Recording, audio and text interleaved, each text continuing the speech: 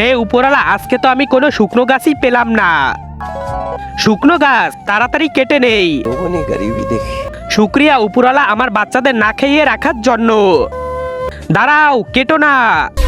হে কাঠুরে, তুমি এত গাছ থাকতে শুকনো গাছটা কেন কাটতেছো? আমার দাদাজি না খেয়ে খেয়ে মরে গেছে, তাই আমরা জীবন্ত গাছ কাটি না। খুব ভালো কাজ, আমি তোমার কাছে খুশি হয়েছি। এই নাও। এইটা জাদুর বাক্স, এটা তো অনেক টাকা পাবে। ধন্যবাদ গাছের মালিক। আমিও জাদুর বাক্স চাই। এই তো, আমিও এখন গাছটি কাটি।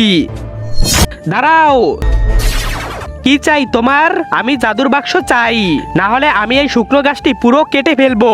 বাপরে, এ তো একটা লোভী মানুষ, ওকে এখনই একটা উচিত শিক্ষা দিতে হবে। এই নাও। তার আগে তুমি যদি ইন্ডিয়ান হও তাহলে লাইক করো, আর যদি বাংলাদেশি হও তাহলে লাইক সাবস্ক্রাইব দুইটাই করো, আর কমেন্টে তুমি যে দেশে সে দেশের পতাকাটা দিয়ে যাও। আরে ওয়াও, জাদুর বাক্স। আমি তো এখন অনেক বড়লোক হয়ে যাব। আজকে তো অনেক টাকা পাবো। এখন বাক্সটা খুলে দেখি। আরে বাবা, এটা কি? তুমি কে?